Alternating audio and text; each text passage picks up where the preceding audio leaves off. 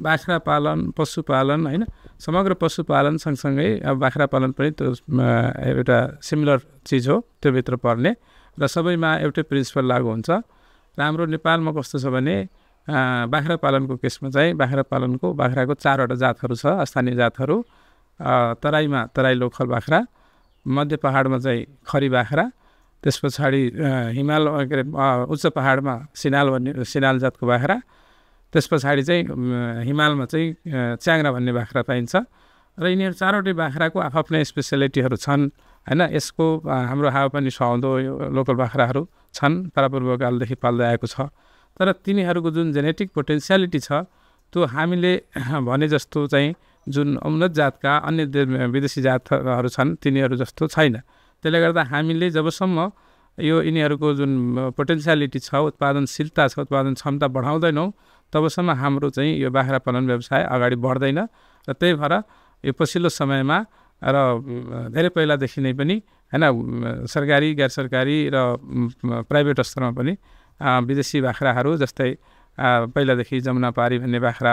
त्यसपछि बारबेरी भन्ने त्यसपछि बिटल भन्ने त्यसपछि किको भन्ने त्यस्तै अब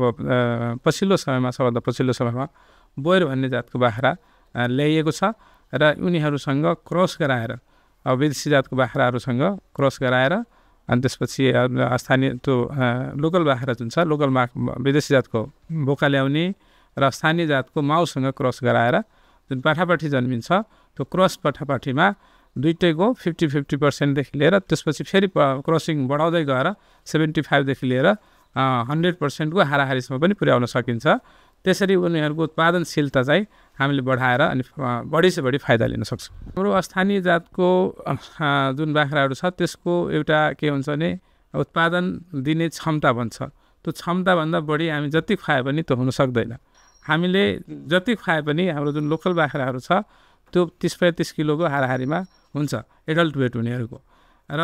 उनीहरूलाई खसी पारियो भने धेरैमा चाहिँ 35 किलोसम्म भन्दा माथि जाँदैन र 1 वर्षमा त 20 किलो को एभरेज भन्दा माथि जाँदै जाँदैन र एकदम साह्रै राम्रो पालन भयो भने 25 किलो हुन्छ जबकि हाम्रो विदेशी जातको बाख्राहरू धेरै बाख्रा त्यो जात अनुसार छ र केही विदेशी जातहरू त 150 किलोसम्मको हुन्छ त्यो चाहिँ हाम्रो स्थानीय जात कुनै पनि हालतमा हुँदैन त्यसले गर्दा हामीले त्यो अरू म्यानेजमेन्ट सँगसँगै जेनेटिक रिसोर्सलाई इम्प्रुभ गर्नै पर्ने हुन्छ बाहिरबाट ल्याएको जातहरू विदेशी जातहरू ल्याउँदाखेरि सबभन्दा समस्या भनेको हावापानीबाट यहाँको लोकल हावापानीमा एडजस्ट हुने एडप्टेबिलिटी भन्छ त्यो एडप्टेसन हुने नहुने कुरा हुन्छ र विगतमा धेरै हिस्ट्रीमा धेरै जातहरू ल्याइए जुन चाहिँ यो हावापानीमा नसुहाएपछि र उनीहरू एडप्ट हुन नसकेपछि उनीहरू यहाँ भएनन् र त्यसलाई रिप्लेस गरेर अन्य जातहरू ल्याएर अनि त्यसपछि प्र्याक्टिस गरिए अहिले पछिल्लो समयमा यो बोयर भन्ने जात आएको छ र यो बोयर भन्ने जात यो नेपालको हावापानीमा यो प्राइभेट स्तरमा चाहिँ 65 सालदेखि नै यो र अहिले यो नेपाल कृषि अनुसन्धान परिषदले पहिलोचोटि एआईबाट 65 सालबाट सुरु गर्यो र अहिले पछिल्लो समयमा कृषि खाद्य सुरक्षा आयोजनाले एउटा यो मध्यपश्चिम र सुदूरपश्चिमका बाँकी बर्दिया बाहेक यो मध्य पहाड र उच्च पहाडका जिल्लाहरूमा र स्पेशली बाख्रा चाहिँ यो मध्य पहाड र तराईका जिल्लाहरूलाई हुने गरी तराईसँग टच मध्य पहाडका जिल्लाहरूमा बोयर भन्ने बाख्रा टार्गेट गरेर ल्याएको छ खाद्य सुरक्षा गर्ने भनेर र यो बोयर बाख्रा अहिले लोकल यो उसँग चाहिँ एकदम एडप्टेबल छ र अरू जातहरू पनि जस्तै इन्डियन जातहरू पनि एकदम मजाले हामीसँग एडजस्ट हुन्छ बाख्रा पालन चाहिँ मुख्य रूपमा मासुको लागि पालिन्छ र त्यसबाहेक दुध र रौँ पस्मिना समेत यसले उत्पादन दिन्छ जात अनुसार र यो बोयर भन्ने बाख्रा मुख्य रूपमा चाहिँ मासु उत्पादनको लागि पालिने जात हो र यसको सबभन्दा स्पेसियालिटी भनेको एकदम उच्च वृद्धि दर यसले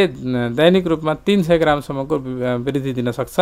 र त्यसरी हिसाब गर्दा महिनामा 9 किलो 10 किलोसम्म यसले महिनाको वृद्धि दर हुन सक्छ र यसको चाहिँ हामीले राम्रोसँग पाल्यो भने 1 वर्षमा 70 किलोसम्मको हामीले टार्गेट गर्न सक्छौँ तर त्यसमा चाहिँ समग्र कुराहरू मिल्नुपर्छ। सबभन्दा ठुलो कुरो चाहिँ फिडिङ म्यानेजमेन्टदेखि लिएर अन्य जति पनि म्यानेजमेन्ट छ प्र्याक्टिसेसहरू त्यो चाहिँ सँगसँगै हाम्रो स्पेसली फिडिङ यो लोकल बाख्राहरू स्थानीय बाख्राहरू जस्तो गरेर हैन यो चरणको भरमा या चाहिँ अलि व्यवस्थापन चाहिँ अलि एकदम इन्टेन्सिभ व्यवस्थापन चाहिन्छ। त्यो सबै कुरो मिलाउन सक्यो भने हामीले लोकल जातको तुलनामा एकदम अत्यधिक यसलाई पपुलरली यो बाख्राको ब्रोइलर नै भनेर चिन्ने गरिन्छ र यिनीहरू चाहिँ यसको स्पेसालिटी भनेको यिनीहरू एकदम धेरै तौलकासम्म हुर्किन सक्ने र त्यस पछाडि चाहिँ हेर्दा पनि जिउडाल पनि एकदम एट्र्याक्टिभ भएको र यसको चाहिँ पछाडि एक नासको जिउडाल हैन त्यस्तो अरू कुनै पनि जातमा देखिँदैन। यो जातमा चाहिँ एक नासको राख्दाखेरि लाग्छ कि यिनीहरूलाई सबैलाई सेलेक्सन गरेर राखिएको छ, जबकि नेचुरली नै तिनीहरू पछाडि सेतो अगाडि टाउको खैरो कलरको रातो कलरको अनि त्यसपछि टाउकोमा अलि सेतो चिनो जस्तो हुन्छ र यिनीहरूको जिउडाल एकदम कम्प्याक्ट बडी र मिटको लागि एउटा एकदम यसको सफ्ट मिट भएको यसको अनि त्यसपछि कोलेस्ट्रोल पनि एकदम कम मात्रामा भएको, त्यसले गर्दा यो चाहिँ पछिल्लो समयमा कन्ज्युमर चोइस पनि यसको मासु पनि हाईएस्ट चोइसमा परेको छ। यो बोयर जातको बाख्रामा चाहिँ हामीले यो फिडिङ जुन छ हामीले नर्मली 2 देखि 3% यो बडी वेटको हिसाबले 2 देखि 3% दिनुपर्ने हुन्छ, तर बोयर बाख्रालाई हामीले 4 देखि 5% सम्म पुर्याउनु पर्ने हुन्छ र यिनीहरू चाहिँ यो फिडिङहरू चाहिँ अब जस्तै दाना हामीले कस्तो हुन्छ भने अरू बाख्रालाई हामी दाना नदिएर पनि पालिराखेका हुन्छौँ, तर बोयरलाई करिब आधा किलोको हाराहारीमा फुल एडल्टलाई त्यसरी खसी पाल्ने हो भने तिनीहरूलाई 400 ग्राम 500 ग्रामसम्म दानाहरू कम्पलसरी दिनुपर्ने हुन्छ